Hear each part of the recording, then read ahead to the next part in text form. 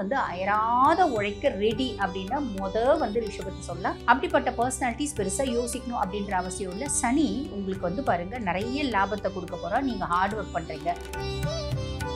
சனியை வச்சு மட்டுமே நான் சொல்றேன் நீங்க நினைக்கிறீங்களாம்மா? இல்லம்மா. ராகு 10ஆம் பாவம், தொழில் ஸ்தானத்துல ராகு. 10ல் ஒரு பாவி இருந்தால் அரசனை போல யோகம் உண்டு அப்படின்னு. இப்ப திடீர்னு பிரம்மாண்டம் ஆயிட்டாங்க, திடீர்னு பெரிய ஆயிட்டாங்கன்னா ரிஷபத்து மேல மற்ற ராசி மேல 40 கண் இருக்கும், ஆனா ரிஷபத்து மேல 400 கண் இருக்கும். அப்ப என்ன அர்த்தம்? ஃபுல் ஆன் பக்தி நேயர்களுக்கு வணக்கம். நான் டாக்டர் தீபா அர்லாலன். இன்னைக்கு நம்ம என்ன டாபிக் பற்றி டிஸ்கஸ் பண்ண போகிறோம் அப்படின்னா, தமிழ் புத்தாண்டு பலன்கள் தாங்க பார்க்க போகிறோம். என்னங்க, பொதுவாக வந்து பாருங்கள் 2025 ஆண்டு பலன்கள், 2026 ஆண்டு பலன்கள் இப்படின்னு தானே சொல்லுவாங்க. தமிழ் புத்தாண்டு பலன்களும் சொல்கிறீங்களே அப்படின்னா கொஞ்சம், அதாவது சமீப காலமாக தான் வந்து பார்த்திங்கன்னா நம்ம இந்த ஜார்ஜியன் கேலண்டர் அப்படின்றத ஃபாலோ பண்ணுறோங்க. அதனால நியூ இயர் செலிப்ரேட் பண்ணுறோம். அதே மாதிரி 2025க்கான பலன், 26க்கான பலன் அப்படின்றது பார்க்குறோம். நம்ம தொன்று தொட்டு பயன்படுத்தி வந்தது என்ன அப்படின்னு தமிழ் புத்தாண்டை பேஸ் பண்ணி அந்த வருடம் முழுசும் எப்படி இருக்கும் அப்படின்றத பலன்களை வந்து பார்த்திங்கன்னா பகுத்தறியறது. அப்படி தான் வந்து பார்த்திங்கன்னா நம்ம தொன்று தொட்டு பல நூறு வருடங்களை பார்த்துட்டு வந்தது. சரி, அந்த விதத்தில் இந்த தமிழ் புத்தாண்டு இதை என்ன சொல்லுவாங்க அப்படின்னா பராபவ வருடம் அப்படின்னு சொல்லுவாங்க. இந்த பராபவ வருடம் அப்படிங்கிறது சூரியன் மீன ராசியிலிருந்து மேஷ ராசிக்கு ஏப்ரல் 14ஆம் தேதி காலை 9:40 மணிக்கு பயிற்சி ஆகிறாரு. அப்போ தான் வந்து பார்த்திங்கன்னா தமிழ் புத்தாண்டு ஆரம்பிக்குது. இந்த தமிழ் புத்தாண்டு ஆரம்பிக்கிறத பொறுத்து ஒவ்வொரு பிளானட்ஸும் என்னென்ன பாவத்தில் இருக்காங்க அப்படின்றத பொறுத்து இந்த புத்தாண்டு எப்படி இருக்குது அப்படின்றது பலன் சொல்ல போகிறோம். நேரத்தை வீண் பண்ணாமல் சட்டுன்னு உங்கள் ராசிக்கு என்ன மாதிரி பலன்கள் வரப்போகுது பார்த்துடலாம் வாங்க. ரிஷபராசி அன்பர்கள், உங்களுக்கு இந்த தமிழ் புத்தாண்டு எப்படி இருக்கு? விஷயம் என்ன அப்படின்னா, லாபஸ்தானத்துல சனி இருக்காமா. பொதுவா உபஜயஸ்தானத்துல சனி என்ன பண்ணுவான்? நீங்க ஹார்ட் ஒர்க் பண்றீங்க அப்படின்னா மட்டும் போதும், நான் பெருத்த லாபத்தை கொடுத்துருவேன் அப்படின்றது சனியினோட ஒரு பாலிசி. ரிஷபமாச்சே, ரிஷபம் ஹார்ட் ஒர்க் பண்றதுக்கு யோசிக்கக்கூடிய ஒரு ராசியே கிடையாதே. அதாவது 24 மணி நேரமும் 365 நாளும் நான் வந்து அயராத உழைக்க ரெடி அப்படின்னா வந்து ரிஷபத்தை சொல்லலாம். 2வது மகரத்தை சொல்ல. ஆக ஃபர்ஸ்ட் வந்து பார்த்தீங்கன்னா நான் கிளாக் பார்க்காம உழைப்பேன் அப்படின்னா ரிஷபம். அப்படிப்பட்ட பர்சனாலிட்டிஸ் பெருசாக யோசிக்கணும் அப்படின்ற அவசியம் இல்லை. சனி உங்களுக்கு வந்து பாருங்க நிறைய லாபத்தை கொடுக்க போறா. நீங்கள் ஹார்ட் ஒர்க் பண்ணுறீங்க அப்படின்னா மட்டும் போதுமானது. இப்போ ஒரு சந்தேகம் வரும். இப்போ ரிஷபராசியில் நிறைய பெண்கள் சுய ஜாதகம் பார்க்க வரும்போது பார்த்தீங்கன்னா நல்ல படிச்சிருப்பாங்க, திருமணமான பின்னாடி கணவர் வேண்டான்னு சொல்லிட்டாரு, அதனால நான் வேலைக்கு போகல அப்படின்னு சொல்றவங்க உண்டு. நல்ல படித்து வேலைக்கு போயிட்டு இருப்பாங்க, குழந்தை பேரு அப்படின்றது வந்திருக்கும், ப்ரெக்னென்ட் ஆன பின்னாடி அவங்க வேலைக்கு போகிறத நிறுத்திருப்பாங்க, குழந்தைங்களை வளர்க்குறதுக்கு ஆள் இல்லைங்க அப்படின்னு. இல்லை வந்து பாருங்க படிச்சே இருக்க மாட்டாங்க, அவங்க வந்து ஹவுஸ் ஒய்ஃபாகவே இருந்துட்டு இருப்பாங்க. ஆனால் இப்போ மட்டும் நல்ல தெளிவாக ஒரு விஷயத்தை ஞாபகம் வச்சுக்கோங்க. நீங்கள் ரிஷபமா சாலிடாக வேலை செய்யணும். இந்த காலகட்டம் ரிஷபத்தில் no housewife, no homemaker. எங்களுக்கு 60 வயசு ஆயிடுச்சேம்மா, கவலையே பண்ணணுன்ற அவசியம் இல்லைங்க. Age is just a number, புரியுதுங்களா? அப்போ எதுக்கு நாங்கள் உங்களை ஒர்க் பண்ண சொல்கிறோம் அப்படின்னா, நீங்கள் எந்த வேலை செய்கிறீங்க அப்படின்னாலும், உப்பு வியாபாரம் பண்ணாலும் சரி, ஊறுகாய் வியாபாரம் பண்ணாலும் சரி, புளி வியாபாரம் பண்ணாலும் சரி, புண்ணாக்கு வியாபாரம் பண்ணாலும் சரி, பூசா கடை வச்சுருந்தாலும் சரி, ஒரு சின்ன அளவில் ஒரு துணி கடை வச்சுருக்காங்க அப்படின்னாலும் சரி, இல்லை வீட்டுக்கு வீடு துணி எடுத்துகிட்டு போய் வியாபாரம் பண்ணுறீங்க அப்படின்னாலும் அந்த வியாபாரம் பெருத்த லெவலில் சக்ஸஸ் ஆகும். சனி ஃபஸ்ட்டு விஷயம் நம்மளை கை தூக்கி விடுவோம், கையை பிடிச்சி தூக்கி விடுவோம். பொது ஒரு வார்த்தை உண்டு, சனி கொடுக்க எவர் தடுப்பார். சனி நம்மளுக்கு கொடுக்கணும்னு முடிவு பண்ணிட்டேன், நல்லது, யூட்டிலைஸ் பண்ணிக்கோங்க. அதுக்கும் மேலே சனியை வச்சு மட்டுமே நான் சொல்கிறேன் நீங்கள் நினைக்கிறீங்களாம்மா? இல்லைம்மா. ராகு 10ஆம் பாவம், தொழில் ஸ்தானத்தில் ராகு. பொது ஒரு வார்த்தை உண்டு ஜோதிடத்தில், 10ல் ஒரு பாவி இருந்தால் அரசனை போல யோகம் உண்டு அப்படின்னு. என்னோட பதிவை தொடர்ந்து பார்க்குறவங்களுக்கு தெரியும், நான் இதை ஃப்ரீக்வெண்ட்டாக சொல்லுவேன், 10ல் ராகு இருக்காமா, 10ல் ராகு இருக்கா அப்படின்னு. நீங்கள் என்ன தொழில் செஞ்சாலும் அந்த தொழிலில் ஒரு பிரம்மாண்டத்தை ஏற்படுத்துறது ராகு செஞ்சுடுவாமா.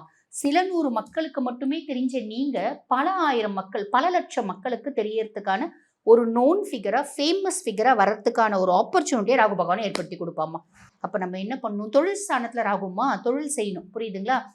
அதனால தான் நான் வந்து பாருங்க திருப்பி சொல்வேன், தயவு செஞ்சு ரிஷபம் வீட்டில் இருக்காதீங்க. ஏதாவது உங்கள் சுய ஜாதகம் பாருங்கம்மா, உங்கள் சுய ஜாதகம் பார்த்து என்ன தொழில் செஞ்சால் நீங்கள் சக்ஸஸ் ஆவீங்க அப்படின்றத அனலைஸ் பண்ணி ஒரு சின்ன அளவிலாத ஒரு தொழில் அதிபராக ஆகுங்க. சில ஜாதகம் இருக்கும், அவங்க அடிமை தொழில் தான் பார்ப்பாங்க, அதாவது ஒரு பெரிய கன்சர்னில் ஒர்க் பண்ணணும், சுயமாக வந்து தொழில் நடத்த முடியாது.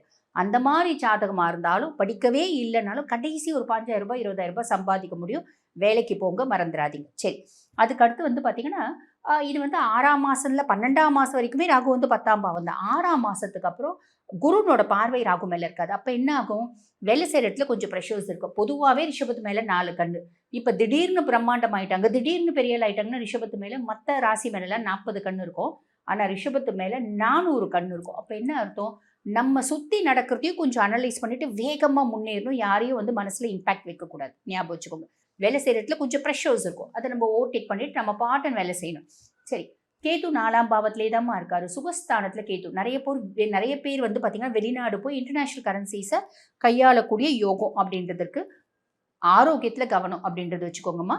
அதே மாதிரி பாத்தீங்கன்னா அம்மானோட ஆரோக்கியத்துல ரொம்ப கவனம் அப்படின்றது வச்சுக்கோங்க. அதுக்கப்புறம் 6ஆம் மாசத்துக்கு அப்புறம் குரு பகவான் வந்து பாருங்க 3ஆம் பாவத்துல உச்சம் பெற்று அமர்றார். ஸ்தான பலம் இல்லையேம்மா. எதுக்கு ஸ்தான பலம்? நம்மளோட ராசியாதிபன் யாருமா? சுக்கிர பகவான் இல்லைங்களா? நமக்கு குரு பகை கிரகம் தான், நட்பு கிரகம் கிடையாது. இருந்தாலும் அவர் 3ஆம் பாவம்ன்றது முயற்சி ஸ்தானத்துல உட்கார்ந்துட்டு இருக்காரு. நல்ல முயற்சி பண்ணீங்க அப்படின்னு சக்சஸ் ஆவீங்க. உங்களுக்கே வந்து முயற்சி பண்ணணும்னு தோணும். எந்த விஷயத்தை நீங்க முயற்சி பண்றீங்களோ அது சார்ந்த ஆழ்ந்த அறிவு அப்படின்றது நீங்க டெவலப் பண்ணிப்பீங்க. ஓகேங்களா? நம்மளோட பேச்சாற்றல், எழுத்தாற்றல் எல்லாம் ரொம்ப தெளிவா இருக்கும். ஆக்கப்பூர்வமான சிந்தனை அப்படின்றது இருக்கும். இது எல்லாமே ரொம்ப நல்லது. அதுக்கும் மேல நம்மளோட தம்பி தங்கச்சி நம்மளுக்கு ரொம்ப சப்போர்ட்டிவா இருப்பாங்க. நம்ம ஒரு விஷயத்த முடிவு பண்ணிட்டோம் அப்படின்னா தீவிர முயற்சியால அந்த விஷயத்த சக்சஸ் பண்ணிட்டு போயிடும் அப்படின்றது ஞாபகம் வச்சுக்கோங்க. பொதுவாக வந்து பாருங்க, குரு பகவான் ரிஷபராசி அன்பர்களை பொறுத்த வரைக்கும் 8க்கும் 11க்கும் அவன் தான் அதிபன். அஷ்டமாதிபதியும் அவன் தான், லாபஸ்தானாதிபதியும் அவன் தான். சரிங்களா? அவன் 3ஆம் பாவத்துல வந்து உட்கார்ந்துட்டு இருக்கான் அப்படின் போது எதிர் வீடு, பக்கத்து வீடு, 2வது தெருல இருக்க 3வது வீடு எல்லார்கிட்டையும் நம்ம எப்படி பழகுவோம் அப்படின்னா, நம்ம கோயிலுக்கு போயிட்டு வரோம் அப்படின்னா அங்கேருந்து பிரசாதம் கொண்டு வந்து கொடுக்கறது. அதே மாதிரி நம்ம கோயிலுக்கு பொங்கல் வைக்க போகிறோம் அப்படின்னா எல்லாரையும் நமக்கு எங்கள் குலதெய்வ கோயிலில் நாங்கள் பொங்கல் வைக்க போகிறோங்க, அதனால எல்லாரும் வாங்க அப்படின்ற மாதிரி எல்லாரையும் கூட்டிகிட்டு போகிறது.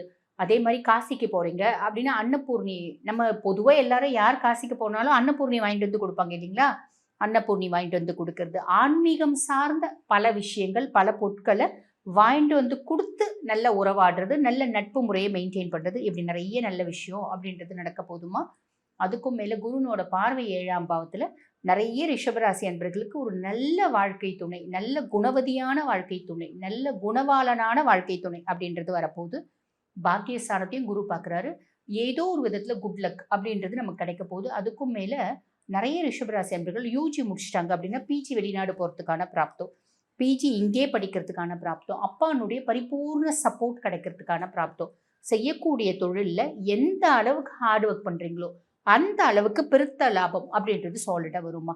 ஆக ஹவுஸ் ஒய்ஃப் அப்படின்றது கிடையாது. நாங்கள் ஆண்களை பற்றி பெருசாக சொல்லலை. காரணம் என்ன அப்படின்னா, எல்லா ராசியிலுமே ஆண்கள் வந்து சாலிடாக வேலை செய்வாங்க இல்லையா? ஆக பெண்களுக்கு நாங்கள் ரொம்ப ப்ரிஃபரன்ஸ் கொடுத்து சொல்கிறோம். ஏன்னா நிறைய பேர் வேலை செய்யாமல் இருப்பாங்க. இந்த காலகட்டம் கண்டிப்பாக எல்லாரும் வேலை செய்யணும். பெண்களாக இருக்கீங்க அப்படின்னா, நான் முன்னமே சொன்ன மாதிரி 60 வயசாக கூட இருந்தால் கூட நம்மளால என்ன முடியும் அதை நம்ம செய்யணும், செஞ்சு நம்ம சம்பாதிக்கணும் அப்படின்றத ஞாபகம் வச்சுக்கோங்க. நான் சொன்ன சின்ன சின்ன விஷயத்தில் கொஞ்சம் கவனமாத்தீங்க அப்படின்னா மட்டும் போதுமானது. இந்த காலகட்டம் எக்ஸலண்ட்டாக இருக்கும். வாழ்த்துக்கள். இப்போ நான் சொன்னது வந்து பார்த்திங்கன்னா உங்கள் ராசிக்கான பொதுவான பலன்கள். இந்த பதிவை பார்த்துட்டு இருக்குங்கம்மா, நாங்கள் வாழ்க்கையில் பல முக்கியமான விஷயத்தை முடிவெடுக்கும் தருணத்தில் இருக்கோம். எப்போ நாங்கள் வீடு கன்ஸ்ட்ரக்ட் பண்ணுவோம், இந்த காலகட்டம் எங்களுக்கு வீடு அப்படின்றது கன்ஸ்ட்ரக்ட் பண்ணி ஆகுமா அப்படின்றது தெரிஞ்சுக்கணுன்னாலும், எங்கள் குடும்பத்தில் ஏகப்பட்ட பிரச்சனைகள் இருக்குது, அத்தனை பிரச்சனைகளும் இந்த வருஷமாவது ஓயுமா இல்லை தொடருமா அப்படின்றத தெரிஞ்சுக்கணுன்னாலும், என் பிள்ளைங்க நல்வழிப்படுத்தணும் அப்படின்னு கடவுள்கிட்ட வேண்டிகிட்டே இருக்கேன். நிறைய பிரச்சனைகள் அப்படின்றது பிள்ளைங்க வாழ்க்கை சார்ந்து, பிள்ளைங்களோட குணாதிசயங்கள் சார்ந்து இருக்குது அப்படின்றது தெரிஞ்சுக்கணும் அப்படின்னாலும், இந்த மாதிரி நிறைய கேள்விகளுக்கு பதில் எது மூலிமா தெரிஞ்சுக்கலாம் அப்படின்னா நம்ம சுய ஜாதகம் மூலிமா தாங்க தெரிஞ்சுக்கலாம். சுய ஜாதகம் தான் வந்து பார்த்திங்கன்னா இந்த எல்லா கேள்விகளுக்குமான இண்டெக்ஸ் அப்படின்னு சொல்லலாம். ஆக உங்கள் சுய ஜாதகத்தை பார்க்கணும் அப்படின்னு நீங்கள் விருப்பப்படுறீங்கன்னா, நான் பேசிகிட்டு இருக்கும்போது எங்களோட வாட்ஸ்அப் நம்பர் டிஸ்பிளேயில் கொடுத்துருப்பாங்க. அந்த வாட்ஸ்அப் நம்பருக்கு கால் பண்ணி அப்பாயின்மெண்ட் ஃபிக்ஸ் பண்ணி என்கிட்ட பேசிக்கலாம். தேங்க்யூ.